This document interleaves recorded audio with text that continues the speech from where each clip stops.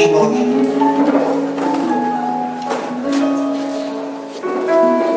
Livro do profeta Jeremias, capítulo 29.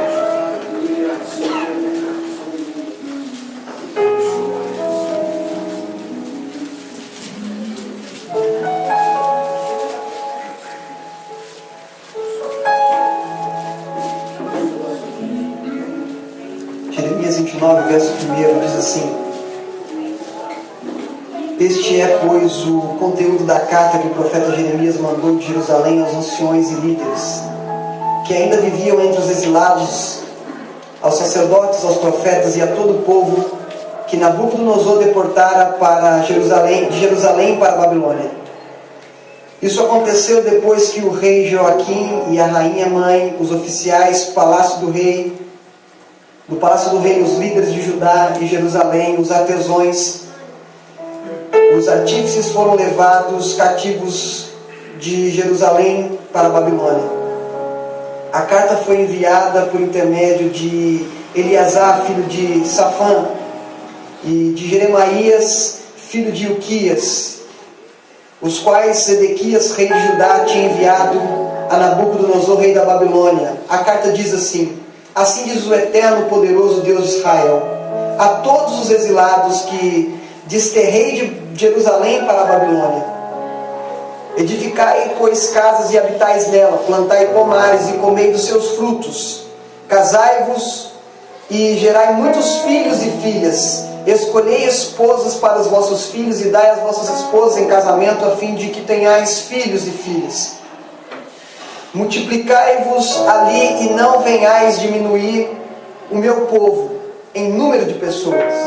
Dedicai-vos à busca da prosperidade da cidade, para que onde eu vos deportei, e orai ao Senhor em favor dela, porque o progresso dela será a vossa prosperidade.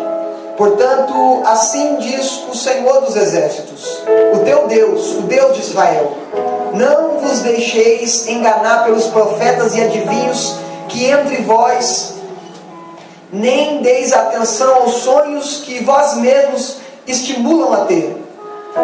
Ora, eles profetizam falsas visões e palavras em meu nome, eis que jamais os enviei, afirma o Senhor. Assim diz o Senhor: quando se completarem os 70 anos da Babilônia, eu cumprirei a minha promessa a vosso favor de trazer-vos de volta para este lugar, porquanto somente eu conheço os pensamentos e planos que determinei a vosso respeito, declara Yahvé: planos de fazê-los prosperar e não de causar dor e prejuízo, plano de dar-vos uma herança e um futuro melhor. Então me invocareis e me achareis a mim para orar, e me chegareis a mim para orar, e eu vos darei toda a atenção. Vós me buscareis e me encontrareis quando me buscarem de todo o coração. Eu me deixarei ser encontrado por vós, assevera o Senhor, e os conduzirei de volta do cativeiro, restaurando a vossa sorte. Então eu mesmo os reunirei de todas as partes da terra para onde eu os dispersei, e repartirei para este lugar de onde os deportarei, assim afirma o Senhor. Até aqui, amém? Tome o vosso assento.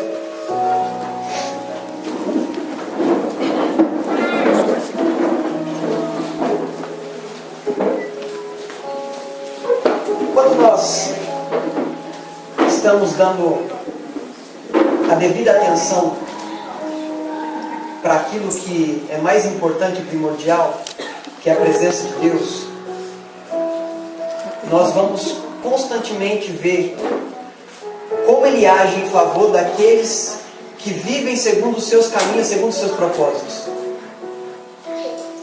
Quando nós vemos essa passagem aqui bastante conhecida, essa passagem que a gente leu aqui é uma carta que Deus, através de Jeremias, envia para o seu povo que está cativo numa terra. E nós temos que entender por que ele está cativo nessa terra. Por que ele está vivendo uma terra que não é a sua? Por que ele perdeu a legalidade de estar numa terra que não é a sua? Algumas coisas aconteceram e esse povo foi saindo do centro da vontade de Deus. Esse povo, ele foi ficando distante do Senhor. E quanto mais eu me distancio do Senhor, quanto mais eu me afasto do Senhor, mais longe de entender aquilo que Ele tem para mim eu estou. Porque quando eu estou distante de alguém, eu não consigo olhar para alguém e saber o que ele está pensando. Mas quando eu estou próximo, só de olhar eu já sei o que a pessoa está sentindo, porque eu tenho proximidade. E esse povo de Israel que nós vemos aqui, eles passaram a viver uma vida declarando e adorando a muitas outras coisas, que não o Deus que eles serviam. Ora eles estavam no templo adorando a Deus, e ora eles estavam adorando aos deuses que os homens que foram iníquos, os reis que estavam sobre Israel adoravam. E Deus foi levantando profetas, foi levantando homens para dizer para eles assim: olha, se desvia desse mau caminho, sai dessa vivência impura, porque eu tenho algo maravilhoso para dar para vocês, eu tenho algo maravilhoso para partilhar. Porque Deus chamou o povo para servir a Ele por quem Ele era, e o povo passou a servir a Deus pelo que Ele podia dar. Então quando Deus não dava alguma coisa que eles queriam, eles iam pedir para outros deuses. Quando Deus não fazia a vontade daquele povo ia pedir para outros deuses. E nós sabemos que o inimigo das nossas almas tem muito poder. Ele não tem todo, mas tem muito poder. Ele consegue realizar coisas, ele consegue realizar feitos maravilhosos à vista do homem, mas não é de Deus. E aquele povo, quando Deus não fazia como aquela criança birrenta, que quando vai no supermercado o pai fala que não vai levar aquele alimento, aquele doce, aquele brinquedo, começa a espernear no chão, fazer volta em volta de si, como quem diz: enquanto você não fizer o que eu quero, eu não vou parar de fazer birra. Assim estava o povo de Israel, querendo chamar a atenção de Deus com birra, querendo chamar a atenção de Deus, provocando a ira de Deus contra eles, porque não servia ao verdadeiro Deus. É a mesma coisa que um filho chega no pai e fala: pai, eu quero esse brinquedo. O pai fala que não vai dar. Aí esse filho vai e chega na mãe e fala: mãe, eu quero esse brinquedo. A mãe fala que não dá. O que ele vai fazer? Ele vai pedir para outra pessoa, para ver se ele é escutado, para ver se ele é respondido.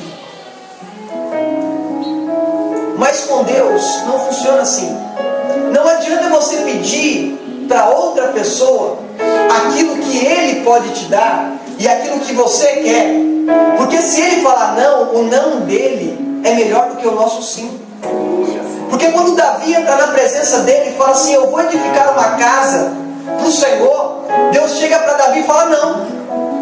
Ele fala assim: fizeste bem em propor isso no seu coração. Ou seja, Davi, eu gostei demais do projeto que você fez, é maravilhoso, mas não.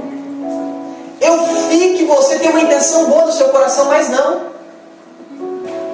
Ou seja, Deus, ele não estava privando Davi de fazer uma coisa boa. Deus estava permitindo que o filho dele fizesse uma outra coisa. Porque o que acontece? Davi, ele estava chegando à presença de Deus e querendo fazer um templo. Bonito, bom projeto, mas não era o projeto de Deus para a vida de Davi. Porque vão ter coisas que a gente vai chegar na presença de Deus, vai pedir para Ele, vai levar a Ele, vai trazer para Ele e falar assim: Senhor, isso aqui é bom, isso aqui é maravilhoso. Aí Deus fala para você: não, porque não é isso que eu tenho para você. Porque para cada um Deus tem uma chamada, para cada um Deus tem um propósito. Nós temos um propósito coletivo, que é estabelecer o reino de Deus nessa terra e reinar com Ele. Porém, individualmente nós temos um propósito para que isso seja estabelecido em nossas vidas. E muitas vezes nós estamos querendo fazer o que é para o outro fazer, o que é para a gente fazer, a gente não faz. A gente chega na presença de Deus querendo fazer o que é para a Regina fazer. Aí eu chego e falo: olha, eu quero fazer o que a Regina está fazendo. Deus fala: não, é para a Regina fazer. Aí eu quero fazer o que o Gessé... não, é para fazer o que eu te disse para fazer. É até bom você desejar isso, é bom, mas não. Sabe o que Deus estava ensinando para Davi? Deus estava ensinando a graça no Antigo Testamento.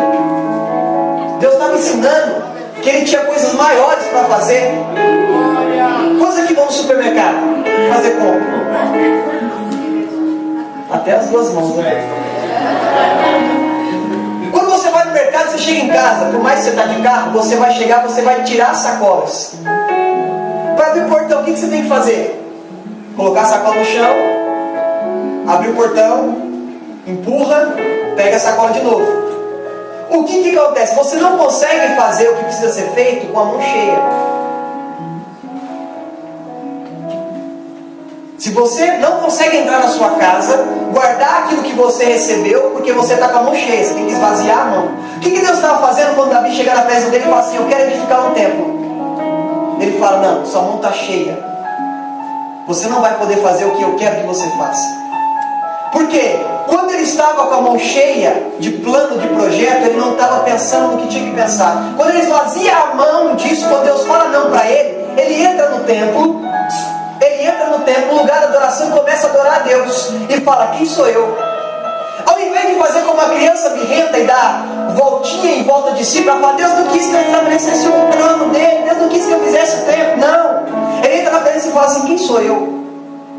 Ele começa a lembrar do tempo que ele estava lá, cuidando das ovelhas, do tempo que o pai dele chama ele para ter notícia dos irmãos e levar alimento. Ele lembra quando Golias foi jogado ao chão com uma pedra. Ele lembra do momento em que ele estava sendo perseguido por Saul. Ele lembra do momento em que ele foi colocado ao trono. Ele fala: quem sou eu para merecer tudo isso? Quem sou eu para criticar o não de Deus? E depois que ele faz isso, a palavra vai dizer que ele lembra-se de uma promessa que ele tinha feito. Ele fez uma promessa para Jonatas e para Saul. Ele fez para o pai e para o filho, dizendo que quando ele estivesse em Israel, ele usaria de benevolência para a casa de Saul. Por quê? Era um costume dos reis de Israel, quando era um rei que não era da mesma família, ele matava todos da família do rei anterior. Então era normal se Davi entrasse no trono e matasse todos os descendentes de Saul. Era normal. Ninguém ia criticar essa atitude. Porém, ele tinha feito uma promessa. E pensando em construir um templo que era bom, que era maravilhoso, que era um projeto maravilhoso, ele não estava lembrando de uma promessa que tinha que ser feita. Porque muitas vezes nós estamos preocupados com planos que são nossos. E Deus está querendo trazer os planos dele para nos mostrar e dizer assim: olha, o plano que eu tenho para você é muito melhor do que você está planejando. Eu tenho coisas melhores e maiores. Você está preocupado com coisas pequenas, mas o tempo é uma coisa pequena. Para você é, Davi, para Salomão não.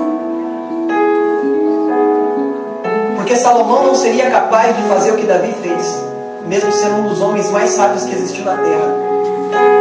Ele não era capaz de fazer o que Davi fez. O que ele faz? Ele pergunta: existe alguém da casa de Saul para que eu use de benevolência? Ele vai lembrar que tinha alguém na casa de Saul que ele tinha feito a promessa. Eu fiz uma promessa a Jonatas. Aí o que acontece? Chega Ziba na história e fala assim: tem um lá, mas tem um problema. Ele é aleijado de ambos os pés. Ziba, ele era inteligente, ardiloso, porém inteligente. Porque Ziba sabia que Davi, quando entrou em Jebus, ele ficou irado, porque colocaram os coxos, os aleijados e os cegos para impedir a entrada em Jebus. Então o que Ziba fala? Aqueles que você não gosta, aqueles que foram colocados para contrariar a sua vontade de entrar em Jebus, Mefibosete é igual àqueles. Porque no meio do projeto que Deus tem para nós, vão aparecer pessoas que vão falar assim: olha, não serve para fazer com ele. Ele não é digno, ele não é merecedor. Ele é isso, ele é aquilo. Mas o interessante é que o nosso Cristo, ele não olha para nós de acordo com o homem olha. O nosso Pai, o nosso Deus, ele olha para nós e vê o sangue do Filho dele nas nossas vidas. Embora nós sejamos defeituosos, embora nós sejamos cheios de falha, ele olha para nós através do sangue do Filho dele sobre as nossas vidas. Quando Davi fala isso, ele não está preocupado, ele está aprendendo o que é graça. Porque a graça é o favor que eu não mereço. O que ele estava fazendo? Oferecendo um favor que Mefibosete não merecia. Porque Mefibosete era para ser morto. Mefibosete, se fosse analisar, era para acabar com qualquer vestígio de resistência a Davi. Então ele está ali fazendo algo que ninguém queria fazer, porque era uma ameaça. Eu vou trazer um descendente do rei que reinava antes de mim. Ele vai reivindicar o trono. pode armar uma resistência contra a minha vida. Mas quando nós vivemos na graça, nós não vemos os defeitos. Aleluia! Quando nós vivemos na graça, nós não olhamos para o outro e falamos assim, não é digno. Nós não olhamos para o outro e falamos assim, ó, esse aqui é mais pecador do que aquele ali. Não, porque você não pecar o mesmo pecado que o outro pecou não te torna justo. O que te torna justo é o sangue de Cristo, que te justifica. É a graça que você não merece, que é aplicada na sua vida. Não é você chegar e ver alguém que pecou e falar, ah, caiu, eu estou bom aqui, não. Todos pecaram e destituídos foram da glória. O Senhor, Ele está vindo para alcançar a todos, não é a alguns. E Davi, quando manda chamar, Ziba vem com essa desculpa e fala assim, ah, mas é aleijado. Ou seja, não vai ornar com o seu palácio maravilhoso de fino cedro. Não vai. Não dá para sentar na sua mesa porque é aleijado. Não dá para sentar na sua mesa porque o padrão dele é muito baixo. Aí Davi fala para ele, aonde está? Porque Deus, Ele não está preocupado com o que nós fizemos de errado. Porque Ele é onisciente, Ele sabe em todos os momentos que nós vamos falhar e que nós vamos pecar. Ele está preocupado em saber aonde nós estamos. Ele chega e fala assim, aonde você está? Aonde que está? Aí fala assim, está numa terra lá chamada Lodebar. Lodebar, traduzido ao pé da letra, é não plantação. Se você for traduzir ao pé da letra. E no sentido melhor para a gente contemporaneizar, é uma terra infrutífera. É uma terra que ninguém quer ir porque não gera. Porque Mefibosete, com 4 anos de idade, ele estava sendo carregado pela sua ama. Porque, como eu já disse, era costume de quem entrava no lugar do rei anterior matar todo mundo. Então a ama, na vontade de salvar a vida dele, derruba ele. Ele cai com 4 anos de idade e fica aleijado. Então depois dali ele vai para casa, lá em Lodebar de Maqui, filho de Amiel, ele vai morar lá. E quando ele vai para lá, ele vai escolher um lugar pior para ficar. Por quê? Ninguém vai querer para uma terra que não gera fruto. Porque se eu vou escolher uma terra para mim, para eu morar, eu vou escolher uma terra que eu plante, que eu coloque a semente, que eu regue, que eu tenha sustento. Eu não vou escolher uma terra infrutífera. Eu quero escolher uma terra infrutífera quando eu quero fugir da morte. Aí o que acontece? Ele vai lá para Lodebar, uma terra que ninguém quer ir. Aí quando trazem a memória, fala assim, olha, ele está nessa terra. Aí ele fala, manda buscar. Agora se coloca no lugar de Mefibosete.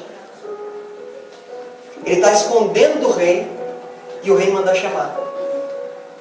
Imagine você em casa lá, tranquilo, fugindo, indo para uma terra de esquecimento para ninguém lembrar de você. Bate na porta e fala, Mefibosete, o rei mandou te chamar. Mandou te chamar. E agora, surpresa, meu Deus, vai me matar.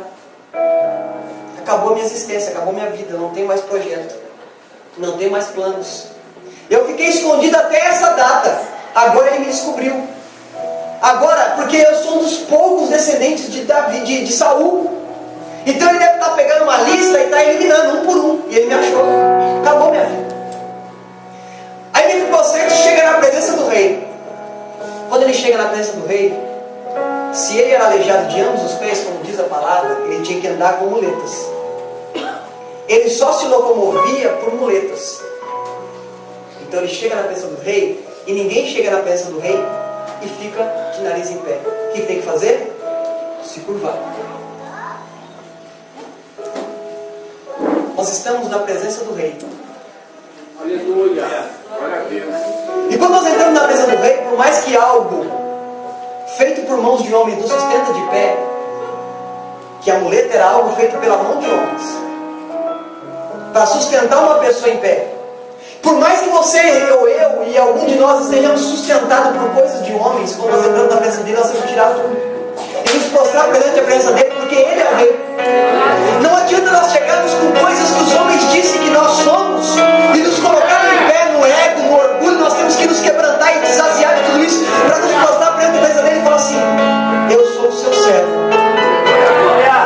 Porque Mefibosete, quando chega na presença do rei, ele fala duas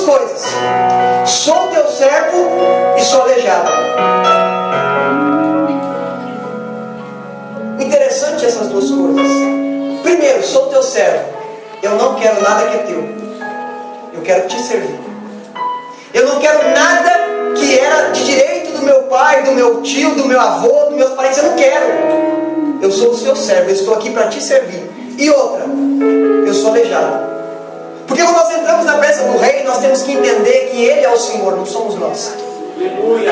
Quando nós entramos na presença dele, não adianta vir com ego, com orgulho, achando que nós somos melhores porque fazemos alguma coisa, porque temos uma profissão, porque nós falamos bem o português, o inglês. Não. Quando nós entramos na presença dele, nós somos servos. E outra coisa, quando ele chega na presença do Rei, ele fala, sou aleijado. Isso era visível. Mas ele fez questão de chegar na presença do Rei e dizer assim, olha, eu sou defeituoso, eu tenho problemas. Quando nós entramos na presença de Deus, não adianta maquiar, não adianta deixar o problema de lado e dizer assim, olha, eu sou uma pessoa super feliz, eu sou uma pessoa bem resolvida. Quando você entra na presença dele, você tem que esvaziar-se de tudo, e você tem que declarar, olha, eu sou pecador, eu sou falho, eu não mereço a tua presença, eu não mereço o teu perdão, eu não mereço o teu amor, mas eu sou primeiro seu servo. E o servo, ele serve para servir, não para ser servido. Então quando eu entro na presença do Rei, eu não entro para pedir, eu entro para entregar. Quando eu entro na presença dele, eu não entro para manipular o coração do Rei ao meu favor, porque o coração do Rei já está voltado em meu favor. Eu entro para falar, eu sou teu servo, tudo que eu tenho é teu, tudo é teu, nada é meu.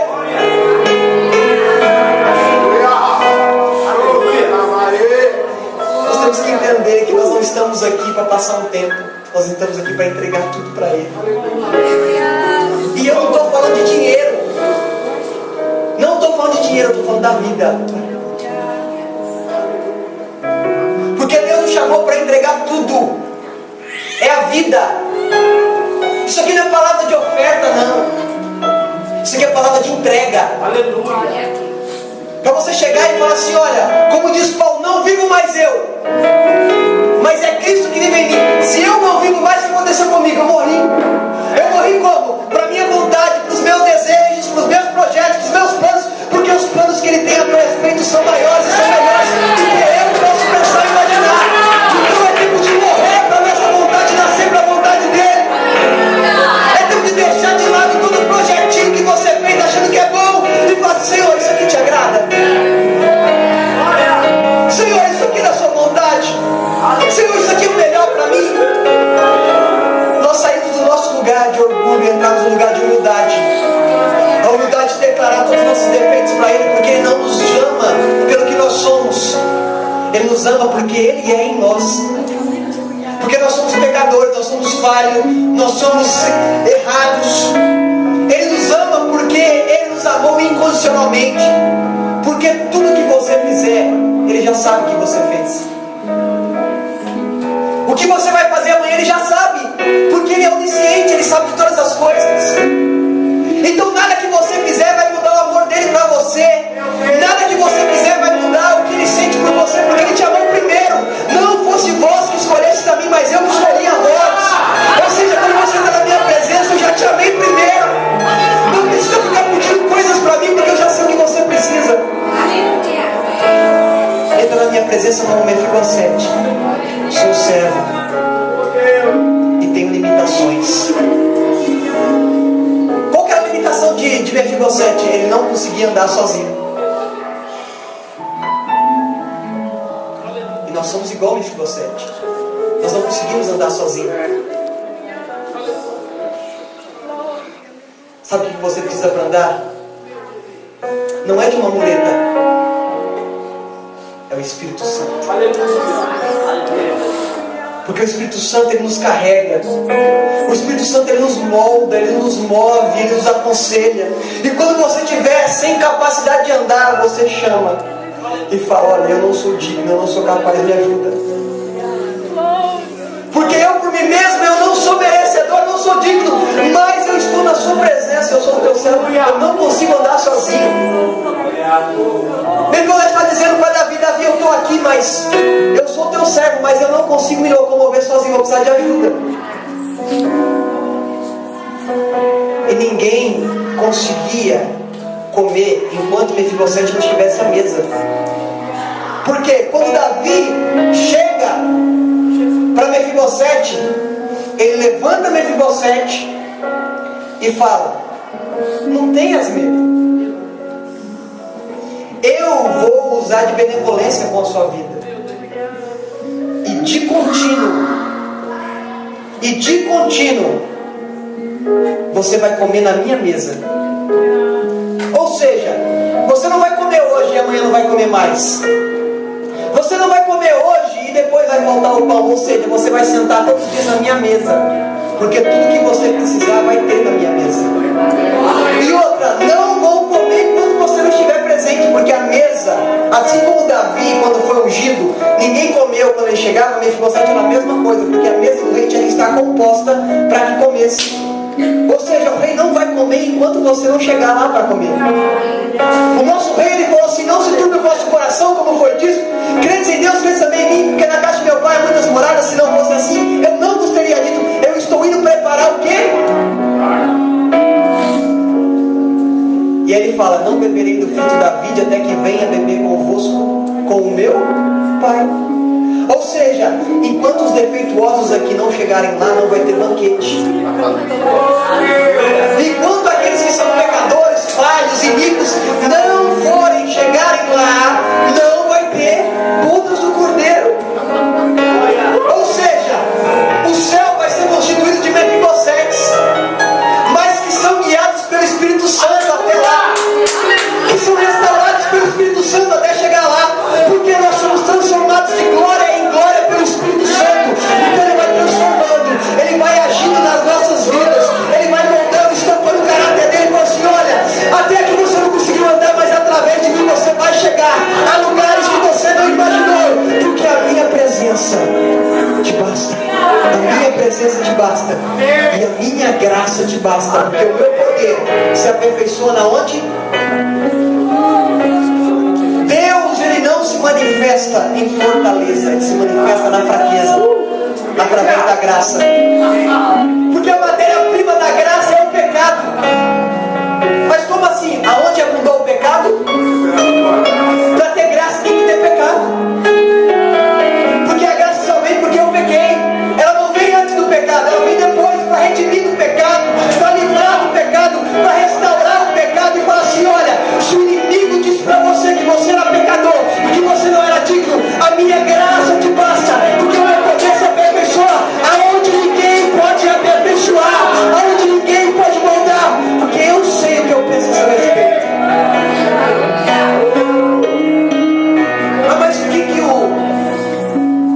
o novo poder do Brasil pensa a meu respeito? Não me interessa.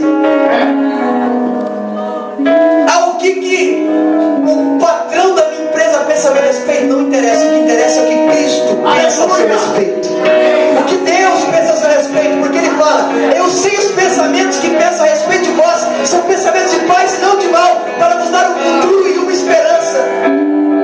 Ou seja, eu sei o que eu planejei, e é um futuro de paz e não de mal.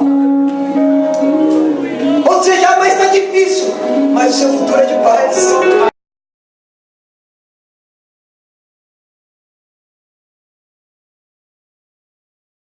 Toda mesa tem uma toalha, sim ou não?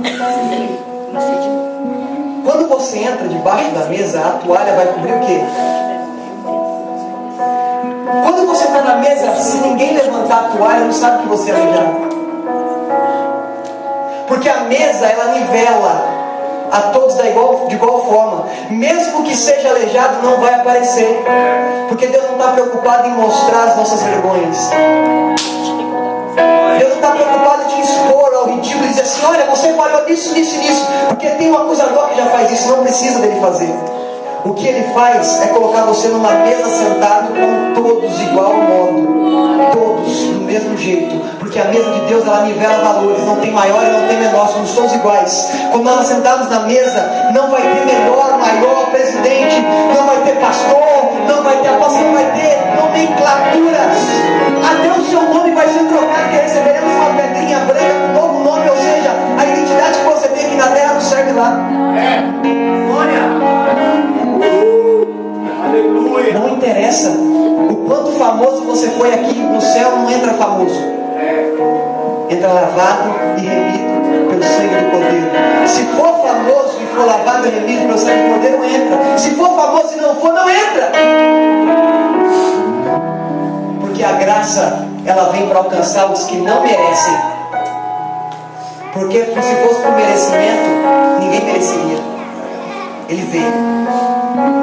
Depois de Mefibosete sentar na mesa, ele vai comer de contínuo. Ele vai viver como rei. Ou seja, nós estamos nos preparando aqui nessa terra para nos encontrar com Ele, participarmos de um banquete e depois reinarmos com Ele aqui na terra. Aleluia. Porque nós seremos arrebatados. Participaremos de um período chamado Bodas do Cordeiro, 7 anos. Aleluia. Depois, vamos participar de um período chamado milênio, que nós reinaremos com Ele em corpos glorificados. Ou seja, nós estamos estabelecendo e vivendo aqui o reino de Deus como já estivesse com Ele. Porque não adianta você chegar lá e fazer teste, você já tem que começar daqui, a viver como se já estivesse lá. Então nós estaremos sendo transformados de glória em glória, e depois receberemos um corpo glorificado, e depois estaremos para Ele com todos, para todos sempre, e nada vai te separar, porque nem a morte, nem a vida, nem o que há, nem o que há de vir pode nos separar do amor que está em Cristo Jesus. Aleluia. Semelhantemente Cristo. Semelhantemente Cristo. Ele sempre olhou para nós com um olhar de ternura. Depois disso tudo passar, depois de passar todos esses episódios, o que acontece? Os gibeonitas chegam até Davi e reclamam o que Saul fez com eles. Os gibeonitas chegam até Davi e falam assim: olha, Saul usou de truculência com a gente. Ele proibiu, porque Josué, quando a gente entrou, Josué permitiu que nós carregássemos água, que nós carregássemos pedra e madeira. E quando Saul entrou, ele nos puniu de fazer isso. E nós queremos vingança, nós não queremos dinheiro. Aí Davi fala: o que vocês querem? Nós queremos 7 cabeças de descendentes de Saul. E se você for analisar em 2 Samuel, lá no capítulo, entre capítulo 21 e 22, você vai ver essa história, não dá tempo de olhar aqui. Você vai contar 8 descendentes de Saul e 2 Mefibosetes. Um Mefibosete que era filho de Jonatas e outro Mefibosete que era filho de Saul com a concubina dele. Tinham 2 Mefibosetes. Um era aleijado e o outro era normal. Porque Mefibosete faz questão de dizer, era aleijado de ambos os pés. O outro Mefibosete era totalmente natural, não tinha nenhum defeito. O que acontece? Quando Davi vai fazer a lista para entregar para os gibeonitas, quem que ele tira? O defeituoso ou são? Quem que ele entrega? Ele entregou Mefibosete são. Ele entregou Mefibosete que não tinha defeito. Ele entregou Mefibosete que não tinha nenhuma coisa que o deixaria qualificado para ser entregue. Porque se eu tenho um defeituoso no meu palácio e um são, o que eu escolho? Eu vou fazer uma troca. Mefibosete mesmo jeitinho, é descendente de Saul do mesmo jeito, eu troco. O que ele faz? Não, esse aqui, ele tem uma promessa. Esse aqui, ele tem uma promessa: eu não vou matar, porque eu não posso fazer, eu não posso tirar a vida dele, porque eu prometi que eu seria benevolente com a vida dele. O que ele faz? Entrega o Mefibosete são com mais 6 descendentes de Saul. E Mefibosete, o defeituoso filho de Jonatas, continua na presença do rei. Sabe por quê? Porque Jesus fez a mesma coisa. Deus, ele poderia nos matar, aniquilar todos. O que ele manda? Ele manda um defeituoso. Não, ele manda a unção para a cruz. Ele pega o Mefibosete sem defeito, sem mancha, sem nenhuma coisa que pudesse condenar, e manda para a cruz. E aí ele pega a gente que é defeituoso, cheio de falha, cheio de iniquidade, e fala assim: você vai morrer por eles, você vai entregar a sua vida por eles. Ah, mas não merece, ele não merece morrer, ele não merecia morrer, mas ele morreu. Porque como cordeiro mudo ele não abriu a sua boca, como ovelha muda ele foi levado ao matadouro, homem de dores, experimentando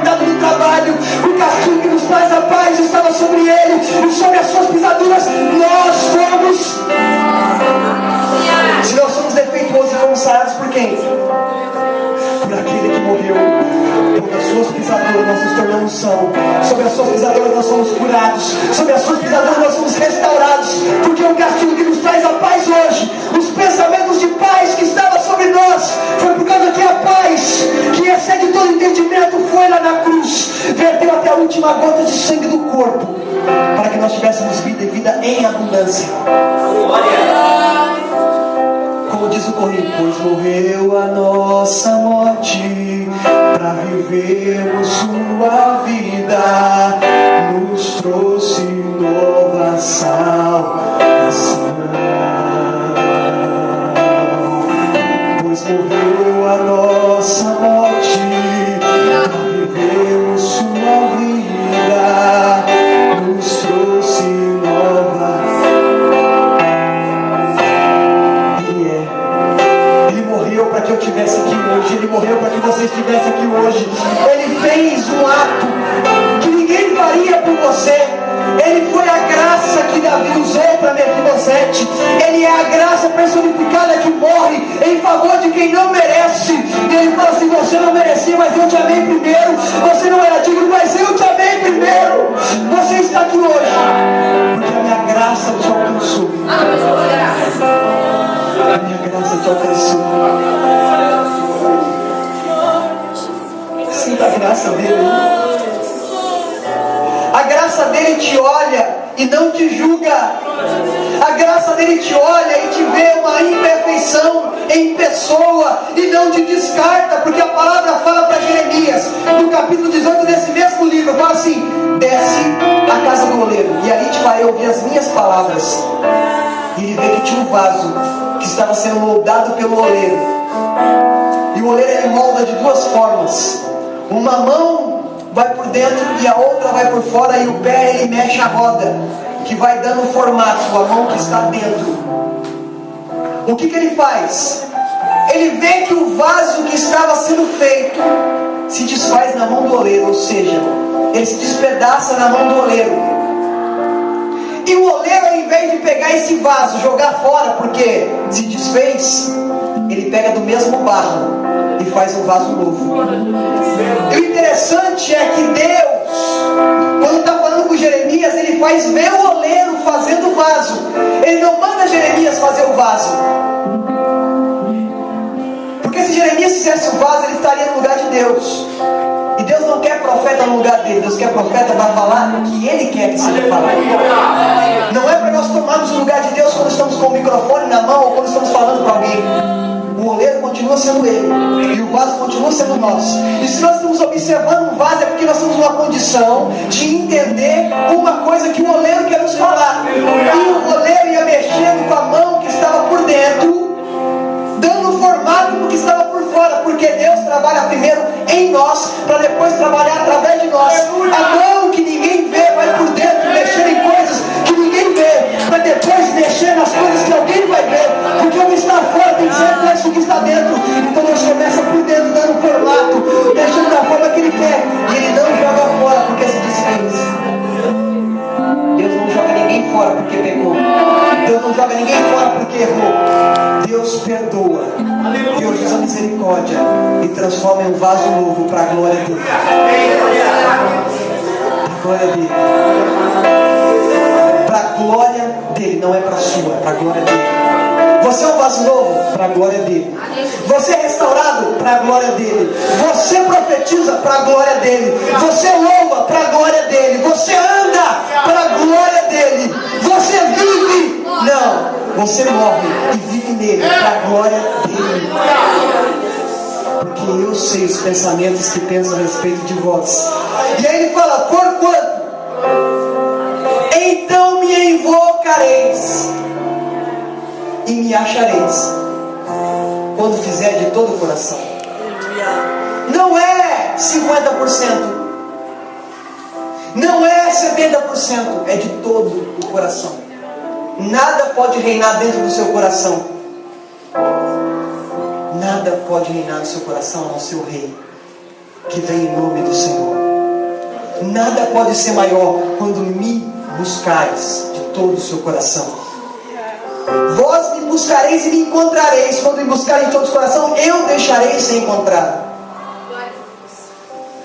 Esse eu me deixarei deixarei ser encontrado, é porque em algum momento Ele não vai permitir que você o encontre. Ele não permite que eu encontre quando? Quando eu não busco de todo o coração.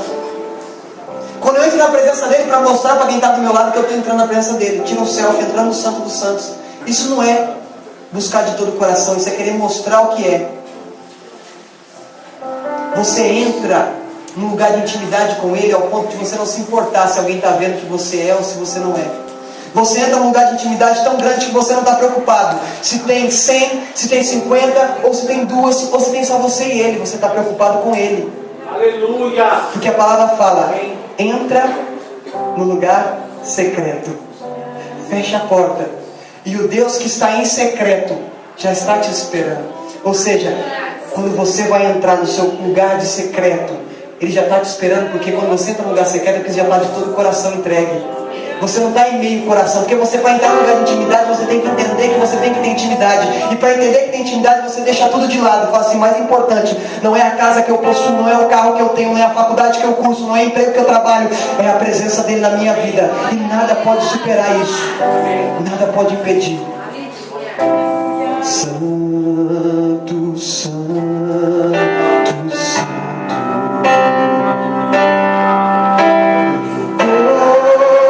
coração te adora,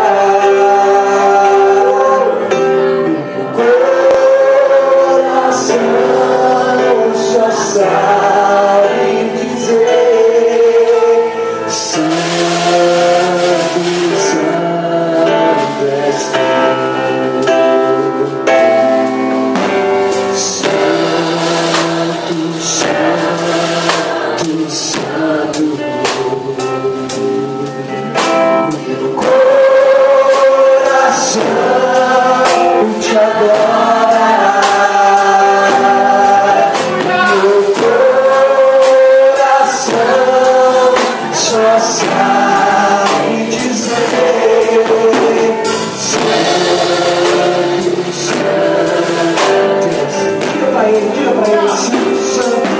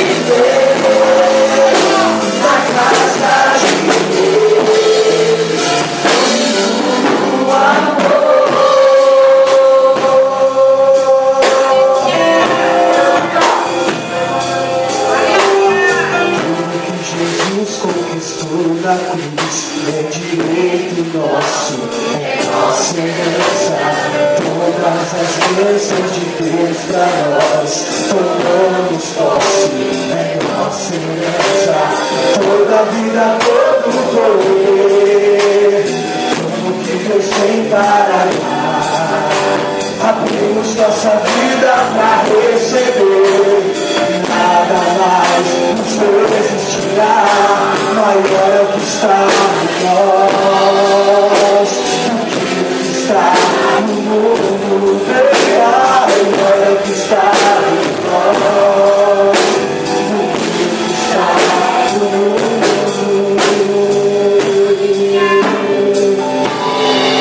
Aleluia! Quero, nesse momento, se tem alguém que está no nosso meio, que se afastou, ou que quer entregar a sua vida ao Senhor, porque não é aceitar Jesus, é entregar a sua vida a Jesus para que Ele cuide. Alguém que estiver no alcance das nossas vozes, porque eu sei que o som Ele propaga, nós estamos reservando esse momento para que você se entregue ao Senhor, aceitar Ele como o único e suficiente Salvador da sua vida, receber a Ele no seu coração e dizer: Senhor, o governo é seu. Se você está ao alcance das nossas vozes e quiser estar aqui conosco, venha aqui, nós estaremos orando pela sua vida, porque Deus tem muito mais do que o mundo pode oferecer. Deus tem um lugar de intimidade para que você e Ele sozinho vivam em união. Se tem alguém, esse é o momento. Se tem alguém, esse é o momento de estarmos juntos. Se não tem, que o Senhor prepare uma outra oportunidade, e nós estaremos agradecendo ao Senhor. Eu quero chamar o Tiago. Tiago, vem aqui, Tiago, fazer essa oração, agradecendo ao Senhor.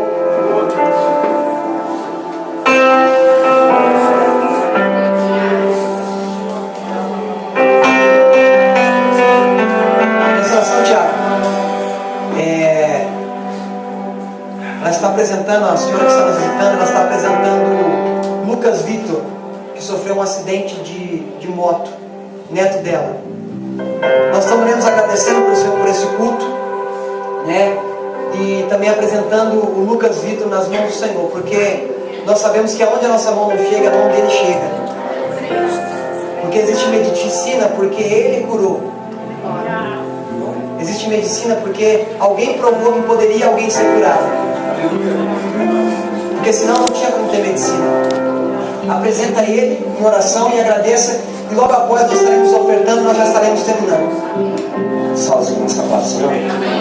Vamos orar, feche seus olhos. Senhor Deus Todo-Poderoso, é em nome de Jesus, teu filho amado, que morreu por mim, por cada pessoa que está aqui na cruz do Calvário e nos trouxe salvação aqui estamos aqui. Quero te agradecer por mais esse momento abençoado de graça que passamos aqui, Pai. E é perceptível de longe a tua